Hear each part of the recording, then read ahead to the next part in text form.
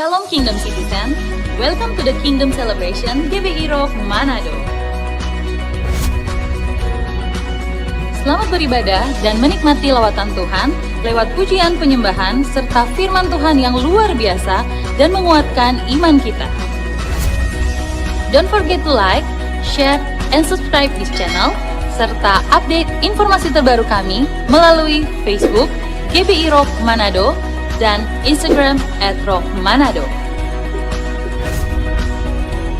Have a blessed day. Tuhan Yesus memberkati.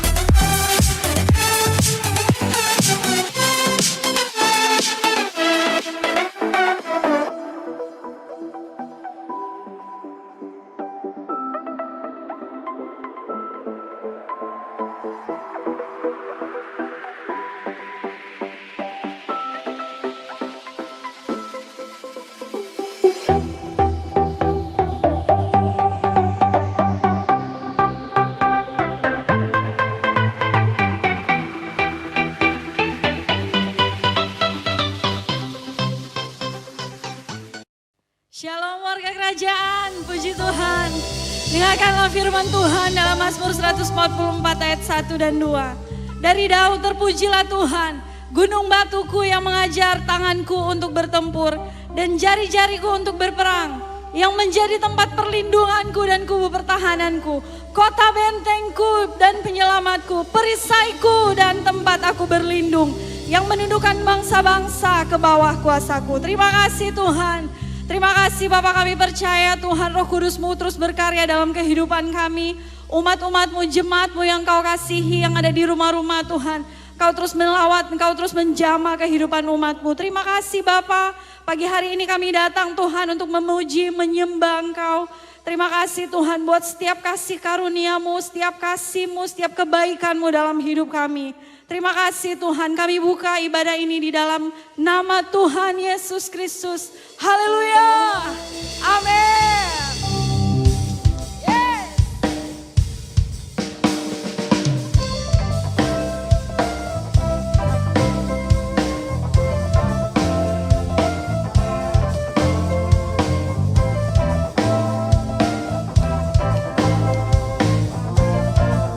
Kami yang telah ditebus, kami yang telah ditebus dengan darah yang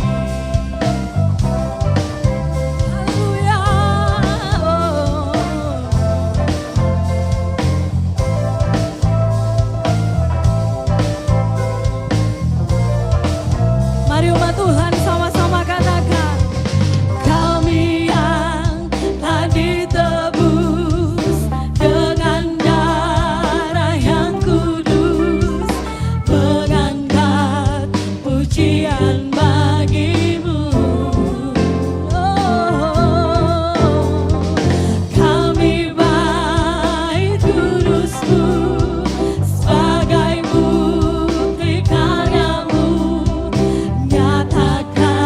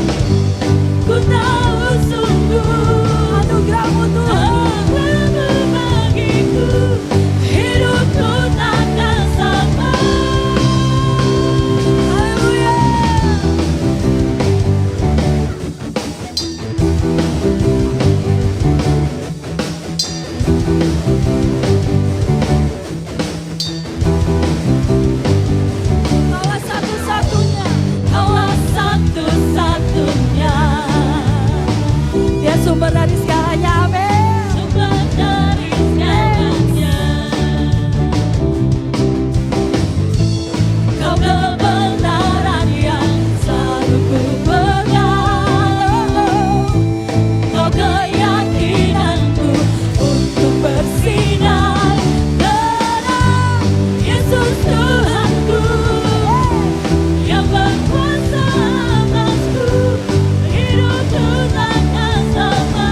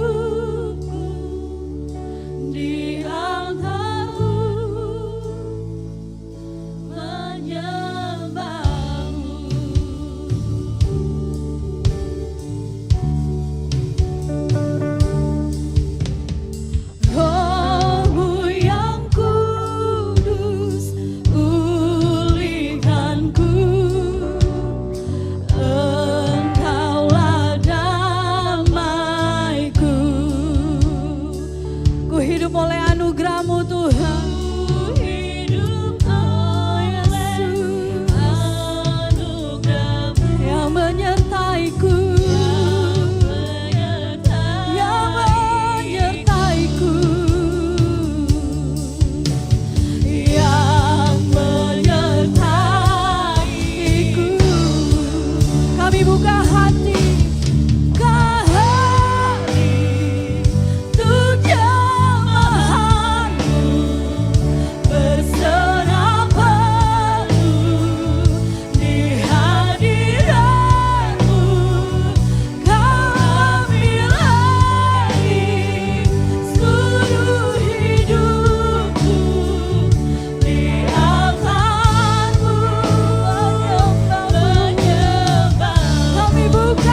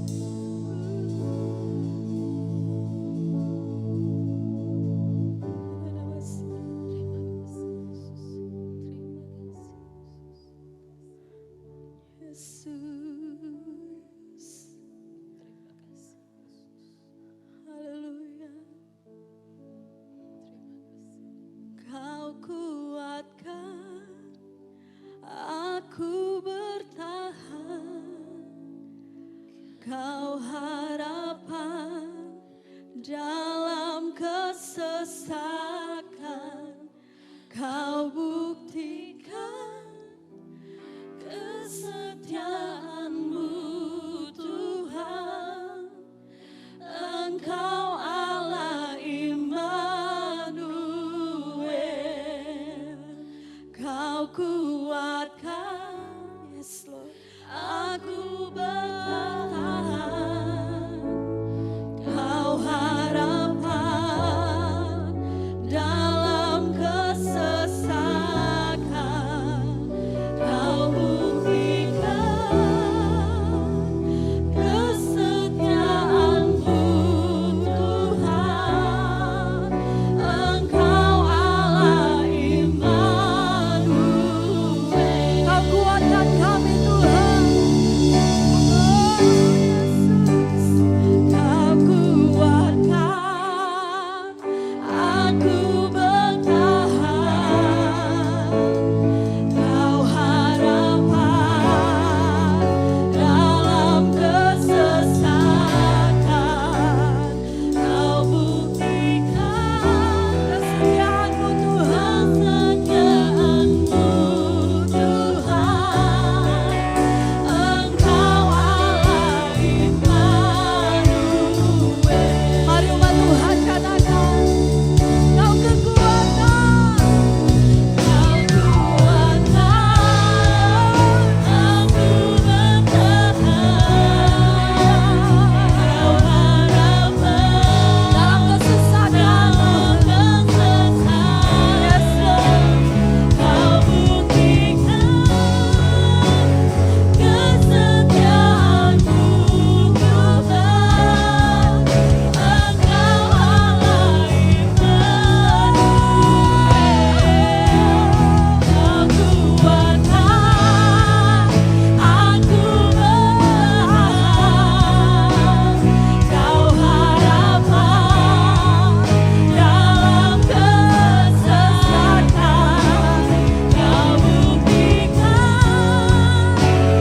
kesetiaan-Mu Tuhan. Engkau Allah Immanuel, Engkau Allah Immanuel,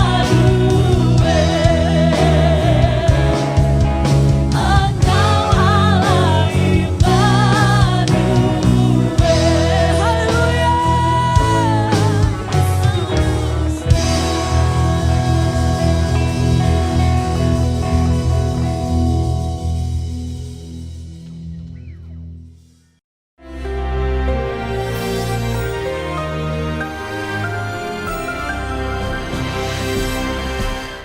Kembali saudara warga kerajaan, kita belajar hikmat dari musim gugur.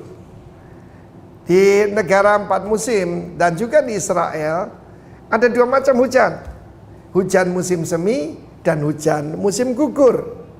Hujan musim gugur itu justru untuk menumbuhkan tanaman itu sepenuhnya jadi matang. Dan hujan musim gugur itu gambaran another revival yang akan kita alami. Firman Allah mengatakan seorang petani akan sabar menanti the precious fruit. Ingat, saya ajarkan pada saudara sesuai dengan firman Tuhan adalah to be fruitful, untuk berbuah, bukan sukses.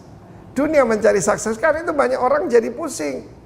Apa mereka banggakan? Income mereka, aktif maupun pasif income-nya hilang semua.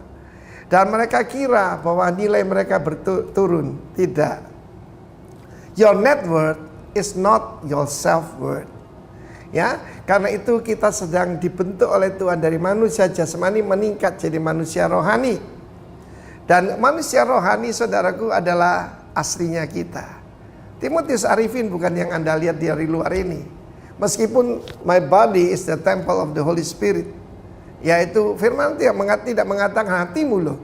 Meskipun Roh Kudus tinggal di sana, tubuhmu adalah bait daripada Roh Kudus. Salah satu akibat yang baik daripada Corona Academy ini, saya jadi memelihara tubuh saya lebih baik. Dulu dosa saya mager, malas gerak. Sekarang pagi udah jalan, olahraga, makan makanan yang lebih sehat, hidup teratur, tidurnya cukup. Dan sungguh-sungguh saya belum pernah sehat seperti sekarang. Banyak orang berkata, Pak, Bapak ini hampir 70 tahun, tapi kok tetap semangat. Saya percaya firman Tuhan bilang apa itu tadi? Kesabaran. Seperti saya akui di hadapan saudara, saya ini paling kurang sabar menurut istri saya. Tapi sekarang sudah agak lumayan katanya. Passive, doing nothing. Bayangkan saudaraku. Tetapi kalau kita berpikir seperti petani, kita sabar menunggu apa? The precious fruit. Dan sabar menunggu sampai hujan musim gugur dan hujan musim semi. Kita menunggu pergerakan Tuhan, kita menunggu revival daripada Tuhan. Pemulihan itu datang daripada Tuhan, saudaraku. Tanah itu kelihatannya tidak menghasilkan apa-apa. Pohon-pohon berguguran, daun-daun jatuh. Tetapi saya kabarkan pada saudara, ketika kita menantikan Tuhan, tidak akan sia-sia, saudara. Dan firman Tuhan mengatakan petani yang sabar akan memperoleh hasil yang luar biasa. Banyak orang gagal dalam hidup ini karena apa? Tidak sabar. Bayangkan wanita pertama Hawa. Dia melahirkan anak. Dan tidak ada wanita yang pernah melahirkan, kan? Dan dia bilang, sampai kapan Tuhan? Dia belum tahu harus 9 bulan 10 hari, 280 hari. Dia nggak tahu. Tetapi misalnya dia berkata, bosan, mengandung di bosan. Apa terjadi? Keguguran. Banyak orang mengalami keguguran. Tidak sabar menunggu sampai buah itu menjadi matang. Percayalah kepada Tuhan, bahwa Tuhan to know about everything about our life, dan He reign over our life. Jangan khawatir saudaraku, karena itu nikmatilah. Dan segala ujian ini hanya membuat kita lebih matang. Jangan lupa, kesabaran, ketekunan, dan ketahanan harus ada dalam hidup kita. God bless you, warga kerajaan. Shalom warga kerajaan, senang sekali saat ini kita bisa berjumpa kembali untuk bersama-sama kita menikmati kebenaran firman Tuhan. Dan saya percaya seperti Yesus katakan, barang siapa mengetahui kebenaran, kebenaran akan memerdekakannya. Dan kali ini saya tidak datang sendirian, saya datang bersama dengan istri saya. Dan bukankah Alkitab berkata it's not good for man to be alone. Gak baik laki-laki sendirian. Saya ajak istri saya. Karena kita akan membahas bersama-sama untuk sesuatu yang sangat penting yang harus kerjakan bagi setiap kita. Yang banyak orang meremehkannya tentang bagaimana kita harus to equip the saints. Equipping the saints. Memperlengkapi orang-orang kudus. Dan juga memperlengkapi orang-orang yang Tuhan tempatkan ada di sekitar kita. Karena Tuhan ingin hidup kita itu menghasilkan banyak buah. Dan buah yang ingin dihasilkan bukan buah yang begitu saja, tetapi buah yang tinggal tetap. Dan itu tidak akan mungkin terjadi kalau kita tidak melakukan fungsi di mana kita akan memberkati orang lain, kita akan memperlengkapi orang lain. Semua yang Tuhan berikan kepada kita, kita bisa berikan estafet kepada orang lain untuk kita ajarkan dan membuat mereka jauh lebih baik daripada setiap kita. Saya akan memulai dengan Efesus pasal yang keempat ayat 11 sampai dengan ayat yang ke-13. Demikianlah firman Tuhan berkata, dan ialah, yaitu Yesus Kristus kepala gereja, yang memberikan baik rasul-rasul maupun nabi-nabi, baik pemberita-pemberita Injil maupun gembala-gembala dan pengajar-pengajar untuk apa? Memperlengkapi orang-orang kudus, to equip the saints, ya, bagi pekerjaan pelayanan, bagi pembangunan tubuh Kristus sampai kita semua telah mencapai kesatuan iman dan pengetahuan yang benar tentang anak Allah, kedewasaan penuh dan tingkat pertumbuhan yang sesuai dengan kepenuhan Kristus. Alkitab menjelaskan betapa pentingnya pelayanan 5 jawatan. Perhatikan baik-baik, Yesuslah sang kepala gereja memberikan kepada setiap gereja seharusnya memiliki 5 jawatan. Mulai dari rasul-rasul, nabi-nabi, lalu pemberita-pemberita Injil, para penginjil, gembala-gembala, dan kemudian para pengajar. Kita lihat kalau kita belajar supaya lebih mudah mengingatnya, seringkali orang mengajar bahwa rasul itu seperti ibu jari. Dia mengokohkan, kalau kita buat kepalan tangan seperti ini, dia yang mengokohkannya, ya. Nah, lalu kemudian nabi-nabi itu telunjuk, di mana sering mengatakan repent, bertobatlah, demikianlah firman Tuhan, ya. Nabi menyampaikan pesan Tuhan kepada banyak orang. Yang ketiga pemberita Injil itu jari tengah gitu ya. Kenapa? Ini jari lebih tinggi dari semua yang lain karena dia sering keliling. Dia beritakan Injil kemana-mana, dia dikenal lebih banyak orang. Lalu kemudian gembala. Gembala itu pakai jari manis ya.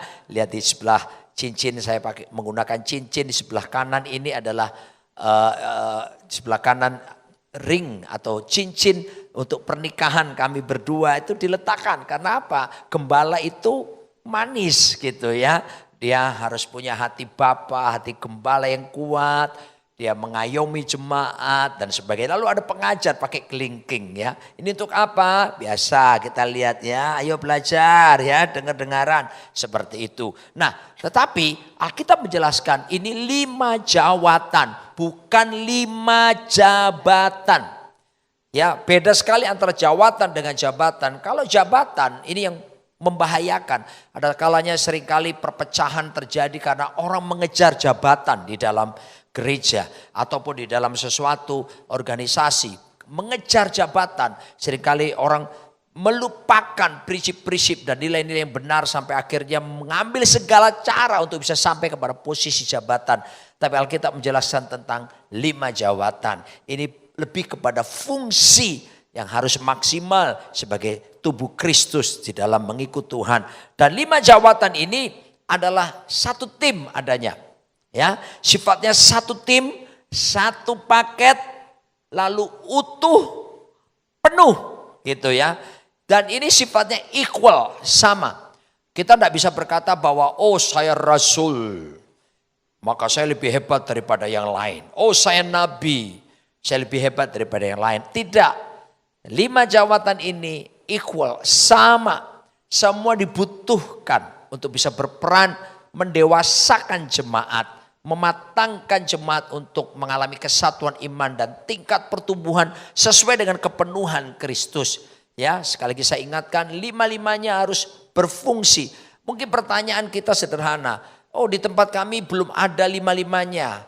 Nah, mari kita lihat bahwasanya kalau seandainya di tempat kita hanya punya 3 jawatan dan 2 tidak ada, misalnya rasul dan nabi tidak ada, maka kita bisa berkolaborasi dengan tubuh Kristus yang lainnya yang punya karunia tentang kerasulan ataupun kenabian untuk datang mengajar ke tempat kita dan memperlengkapi orang-orang kudus di tempat kita. Sehingga dengan demikian 5 jawatan itu fungsinya bisa dinyatakan dan bisa diimpartasikan kepada jemaat. Kenapa ini penting? Karena dengan pelayanan 5 jawatan ketika memperlengkapi gerejanya, memperlengkapi orang-orang kudus dengan baik, maka yang terjadi gereja akan mencapai kesatuan iman, gereja akan menjadi dewasa, jemaat akan mencapai tingkat pengenalan kepenuhan akan Kristus yang lebih matang lagi.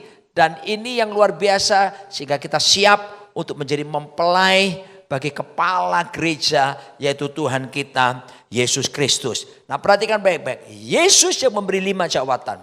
5 jawatan inilah yang melatih, yang memperlengkapi orang kudus. Untuk apa? Bergerak keluar.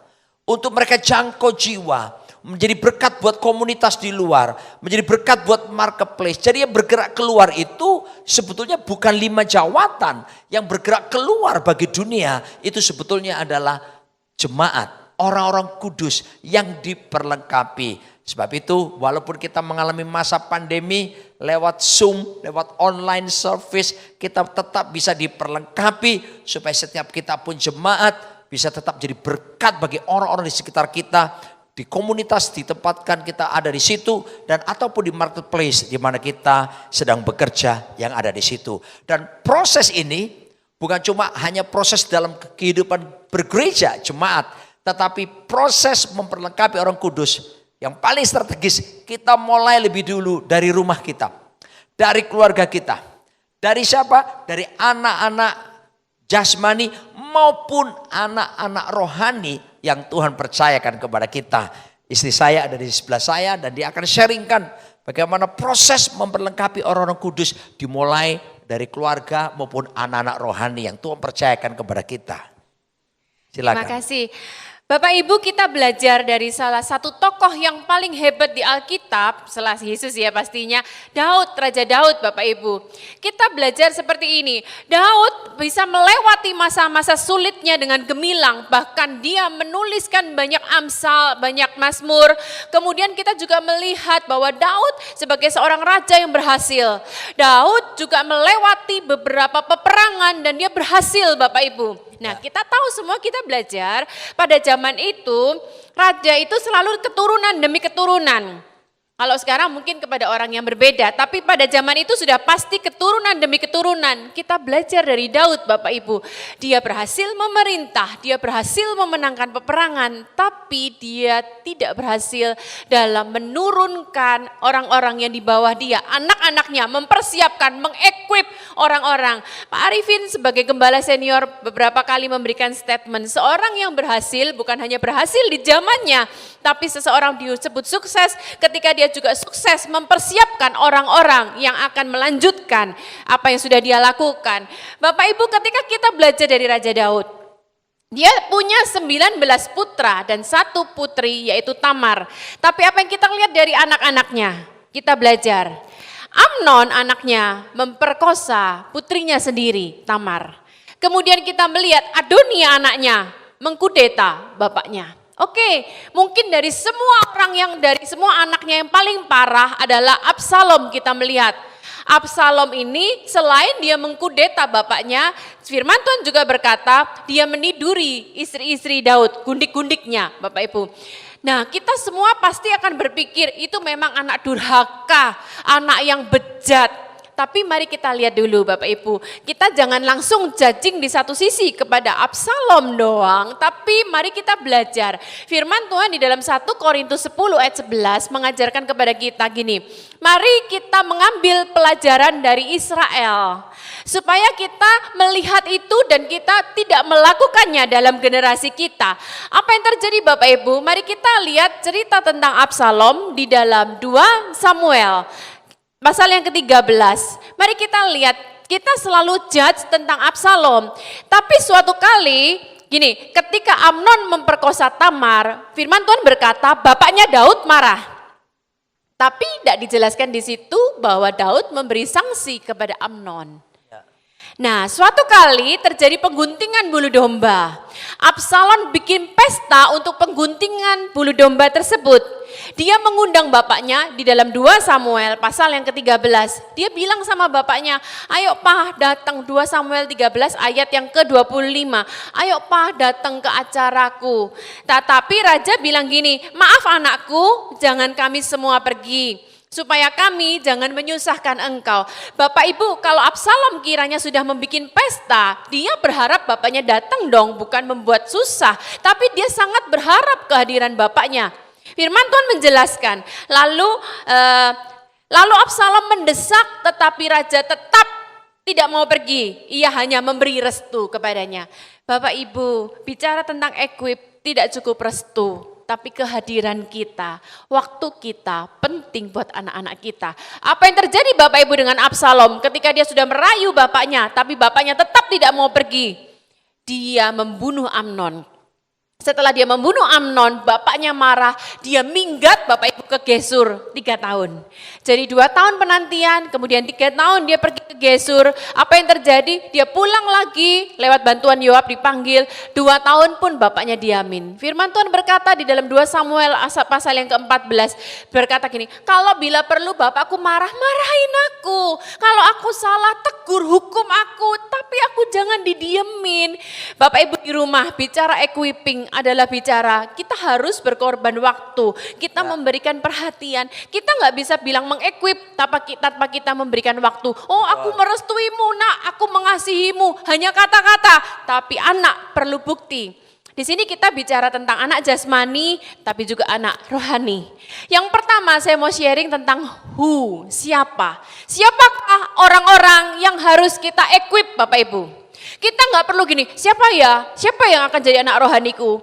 Bapak Ibu, orang yang Tuhan taruh di hidup kita, itulah orang yang sudah Tuhan siapkan untuk kita equip. Pertama adalah anak-anak jasmani kita.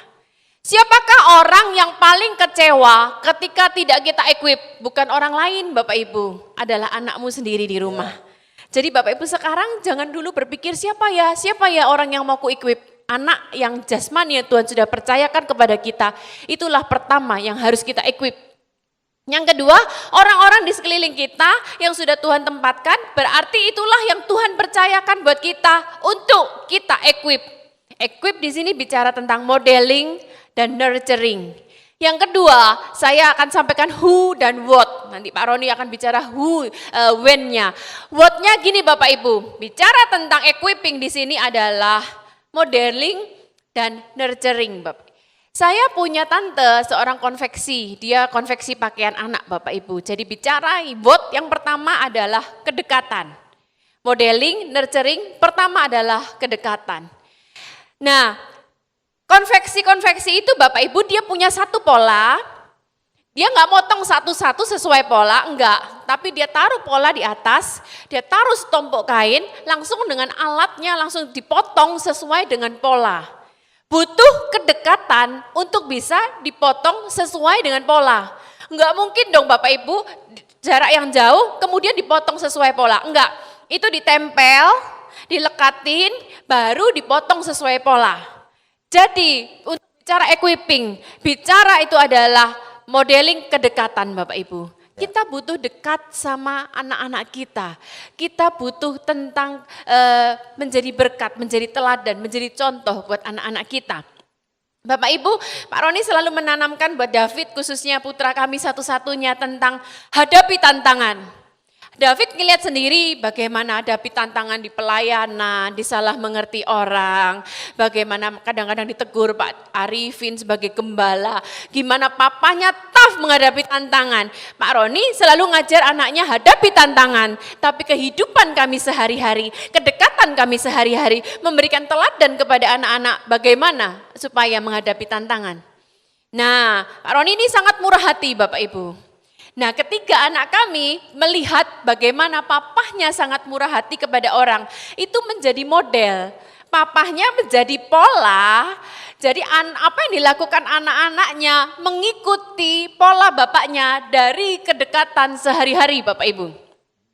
Nah, kalau sekarang oleh kemurahan Tuhan, Sabtu tanggal 25 Juli jam 7 pagi kemarin jam Indonesia, kami oleh kemurahan Tuhan Tirsa baru menikah Bapak Ibu. Nah anak-anak juga belajar, dia khususnya Tirsa belajar, Mah gimana supaya aku bisa memanage keuangan untuk keluargaku. Jadi sama Bapak Ibu, suami istri adalah merupakan pola yang lengkap buat anak-anak kita Bapak Ibu. Di satu sisi anak-anak belajar bermurah hati, di satu sisi mereka belajar untuk manage keuangan dari saya. Lengkap, orang tua adalah model yang lengkap buat anak-anak.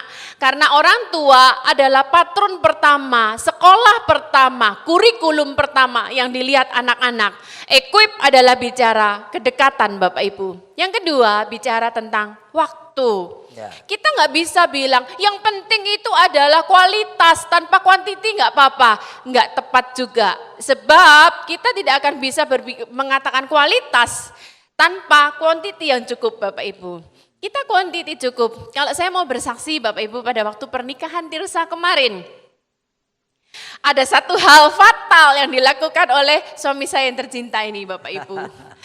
Jadi gini, Pak Roni ini bisa dibilang ratusan, mungkin bahkan lebih dari itu ya. Untuk memberkati pernikahan.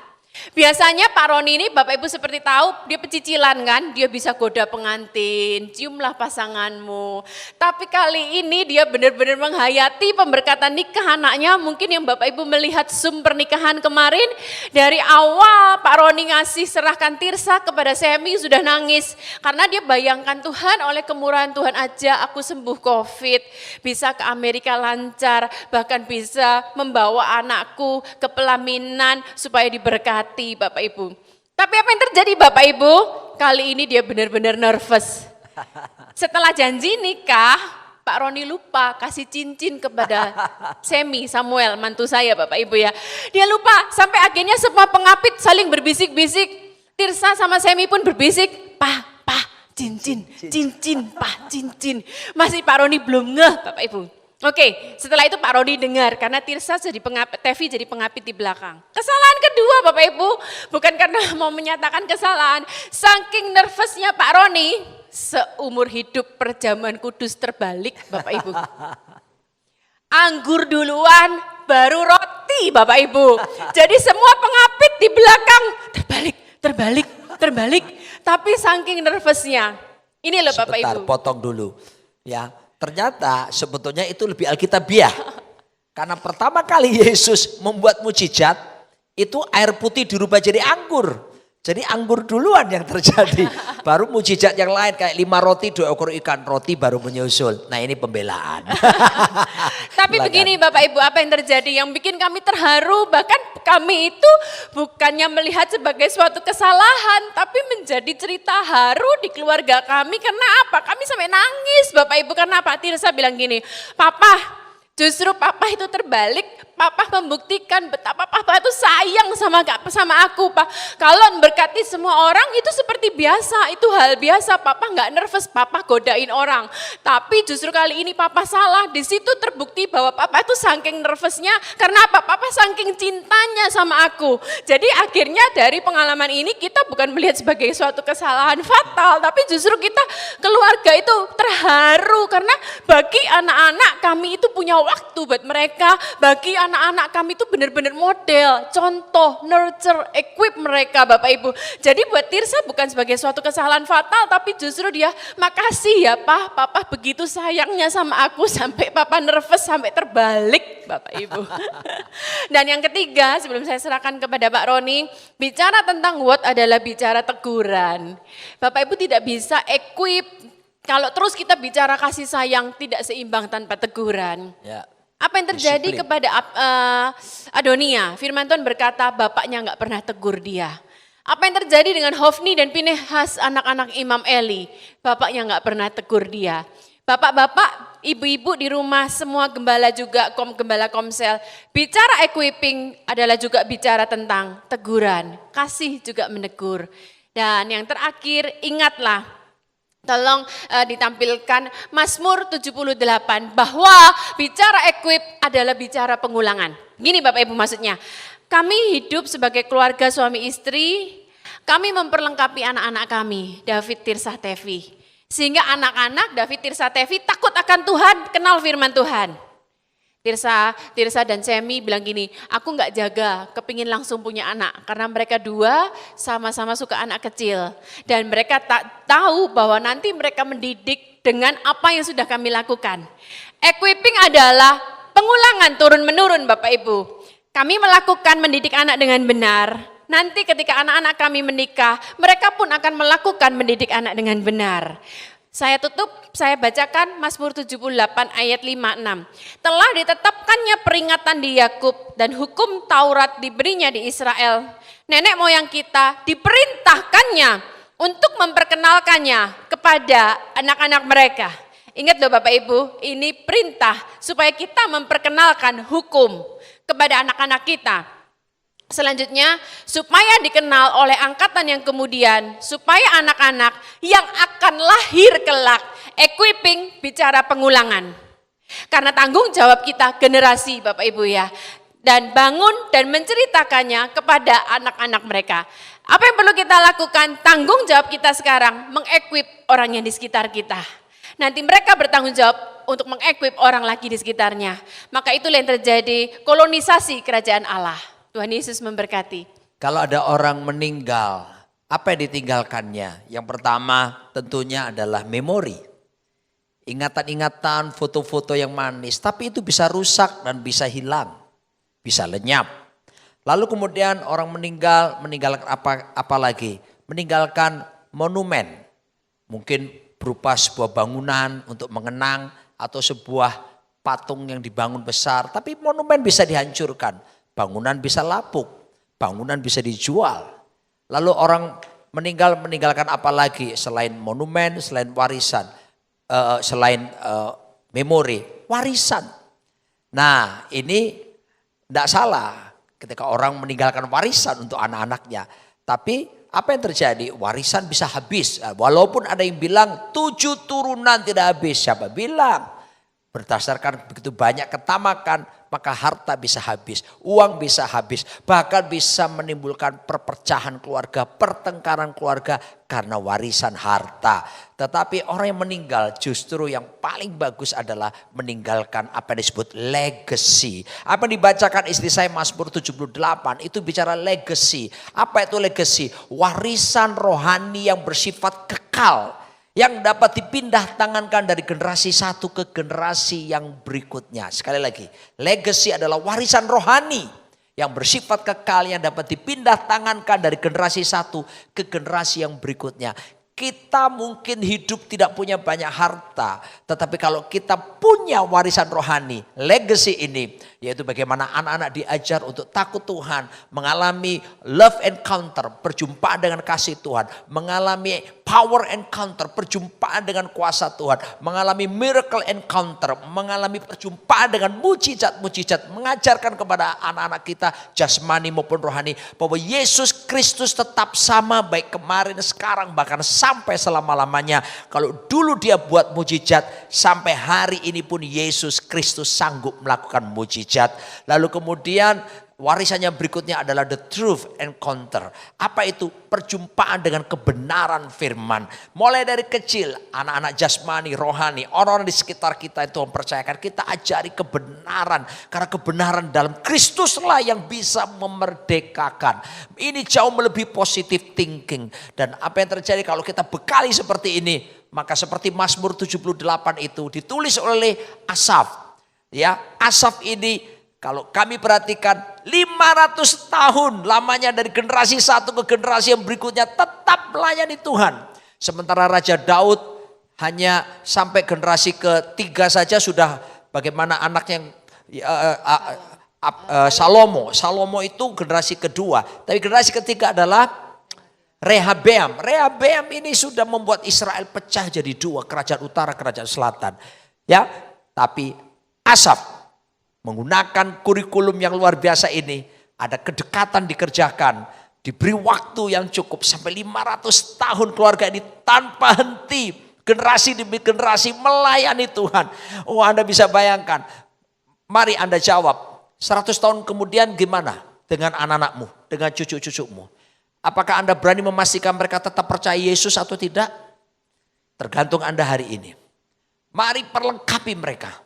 Mari perlengkapi generasi ini. Ini tanggung jawab yang Tuhan berikan kepada kita. Dan saya percaya kalau kita lakukan ini, kita akan melihat generasi yang jauh lebih baik daripada generasi kita pada saat ini. Istri saya sudah menekankan pengulangan demi pengulangan. Bersedia memberikan waktu karena harus juga didisiplin ketika berbuat kesalahan. Saya tutup dengan kesaksian bagaimana saya mengalami, jangan bosan-bosan ya kalau saya bersaksi lagi. Bagaimana 16 hari di rumah sakit karena COVID-19 tersebut. Di situ saya dapatkan, saya dihajar oleh Tuhan. Tapi saya juga diajar oleh Tuhan. Wow, mungkin sudah berkata, hah dihajar? Kok begitu keras pernyataannya? Alkitab berkata, kepada orang yang kukasihi akan kutegur dan kuhajar, kata firman Tuhan. Karena Tuhan mengasihi saya diizinkan mengalami dihajar. Ketika saya cerita kepada istri saya tentang dihajar dan diajar oleh Tuhan. Istri saya ini ungu 6, teliti, orangnya detail. Saya kalau baca Alkitab itu begitu ya. 1 tahun selesai, Kejadian sampai Wahyu, misalnya seperti itu. Istri saya enggak. Istri saya bukan bisa setahun selesai Kejadian sampai Wahyu. Dia harus baca satu kalimat, titik komanya diperhatikan seperti itu. Dia bilang sama saya, sayang soal dihajar dan diajar itu ada ayatnya loh. Dia bilang, oh ya, saya sendiri. Ada di Mazmur 94 ayat 12 katanya dia. Saya udah berulang-ulang baca Mazmur Bapak Ibu ya. Tapi saya rasanya kok gak pernah ketemu dihajar sama dihajar berbarengan dalam satu ayat. Istri saya malah bisa melihatnya. Di sana dikatakan berbahagialah orang yang kau hajar ya Tuhan. Dan yang kau ajari dari Tauratmu. Wah saudaraku, saya berkata terima kasih sayang. Saya temukan ayat yang luar biasa. Dan itulah yang Tuhan lakukan kepada saya. Karena equipping, Tuhan mau memperlengkapi saya lebih lagi sebagai hamba Tuhan. Diizinkannya saya mengalami dihajar. Dihajar kenapa? Karena saya tidak jaga disiplin kesehatan tubuh saya. Sehingga akhirnya saya mengalami drop, yaitu keletihan dan sebagainya. Saya mengalami terpapar C19. Tapi saudara tahu bagaimana Tuhan menyembuhkan setelah saya mengambil keputusan untuk bertobat dan merubah memanage tubuh saya supaya menjadi sehat. Yang berikutnya diajari oleh Tuhan. Diajari apa? Untuk mulai memikirkan kekekalan yang akan datang. Untuk selalu dalam hidup ini menyenangkan Tuhan. Untuk selalu hidup ini mau sungguh-sungguh. Seperti Yesus berkata, makananku ialah melakukan kehendak Bapa dan menyelesaikan pekerjaannya. Ketika saya terima didikan Tuhan ini bersama-sama, dan saya katakan terima kasih Tuhan. Dan sekarang saya menikmati bagaimana dihajar dan diajar itu sebagai satu proses untuk diperlengkapi bagi tanggung jawab yang lebih besar di kemudian hari. Jadi saya mau katakan, mari saya sampai kepada bagian yang terakhir. Kapankah itu harus dimulai? Maka sekarang saya mau katakan, jangan nanti ajalah, tunggu suatu hari saja. Atau kita katakan, oh masih muda kok jadi gak apa-apa nanti aja. No, ini waktunya. Start from now on. Mari kita lihat orang-orang di sekitar kita. Anak-anak jasmani kita. Anak-anak rohani kita. Orang-orang yang Tuhan percayakan kepada kita. Mari kita mulai menyediakan diri. Untuk kita mau melihat buah-buah yang luar biasa lewat hidup mereka. Karena Tuhan ingin kita menghasilkan banyak buah. Bukan sekedar buah biasa. Tapi buah yang tinggal tetap. Terakhir kami mau sampaikan bahwa siapakah panutan yang paling hebat yang harus kita pelajari dalam proses equipping the saints. Dialah Yesus Kristus Tuhan kita. Tuhan Yesus dalam dedikasi waktu 3,5 tahun. Dia konsentrasi untuk 12 orang muridnya. Walaupun ada satu yang mengkhianati, tapi 11 yang lain kita lihat. Dan dia dengan tekun mengajari mereka, bersama mereka, melatih mereka, mendidik mereka, memberi waktu kepada mereka. Melakukan pemuritan yang luar biasa. Hari ini kita tetap merasakan dampaknya. Kalau ini ibarat sebuah perusahaan. Perusahaan mana yang bisa bertahan sampai 2000 tahun lebih? Coba Anda perhatikan, paling ada perusahaan bunyi ratus tahun, belum sampai ribuan tahun. Tapi Yesus Kristus, kalau kita ibaratkan membangun sebuah perusahaan, company yang dia bangun dampaknya sampai hari ini. Dan kita yang ada yang percaya Yesus saat ini, kita juga ada di dalam bagian perusahaannya yang telah menikmati segala kebaikan dari proses bagaimana memperlengkapi orang-orang kudus setelah Yesus lakukan kepada para murid-muridnya. Padahal mereka bukan orang-orang yang hebat, tetapi ketika diperlengkapi mereka jadi luar biasa. Pelayanan mereka menjungkir balikan dunia dan dampaknya kita nikmati sampai hari ini. Kalau ini kita lanjutkan kepada generasi di bawah kita, maka tidak akan mengalami 3 dosa generasi. Yang pertama, tidak menghormati generasi yang ada di atasnya. Yang kedua, tidak melayani generasi. Tapi yang ketiga, dosa generasi, tidak mempersiapkan generasi yang akan datang. So, apa yang harus kita lakukan? Mari bersama-sama. Kalau Anda saat ini sebagai suami istri, lakukan, kerjakan, perlengkapi anak-anakmu, anak-anak jasmani, anak-anak rohani. Anda pemimpin-pemimpin, lihat orang di sekitarmu yang Tuhan percayakan.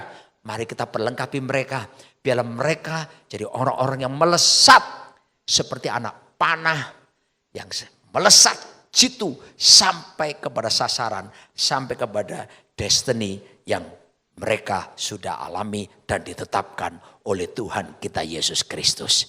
Selamat memperlengkapi. Dan bersama Yesus, Anda pasti akan melakukan perkara-perkara yang besar. Amin. Kita akan berdoa bersama-sama. Tuhan, terima kasih kami memberkati seluruh jemaat-Mu. Dan tanamkan kepada setiap kami. Kami punya tanggung jawab untuk mempersiapkan generasi. Tanamkan kepada setiap kami bahwa kami harus terlibat dalam proses memperlengkapi orang-orang kudus. Baik dalam 5 jawatan di dalam gereja maupun dalam kami, dalam rumah tangga kami masing-masing yang Kau percayakan untuk anak-anak jasmani maupun anak-anak rohani dan juga orang-orang yang ada di sekitar kami. Dan supaya dengan demikian hidup setiap kami Tuhan berbuah-buah lebat, bahkan tinggal tetap. Dan kami meninggalkan legacy, warisan rohani yang bersifat kekal yang bisa dipindah tangankan dari generasi yang satu ke generasi yang berikutnya. Dan dengan demikian keturunan kami, generasi demi generasi akan tetap ada di dalam hadirat-Mu sampai selama-lamanya. Dalam nama Yesus, amin. Puji Tuhan.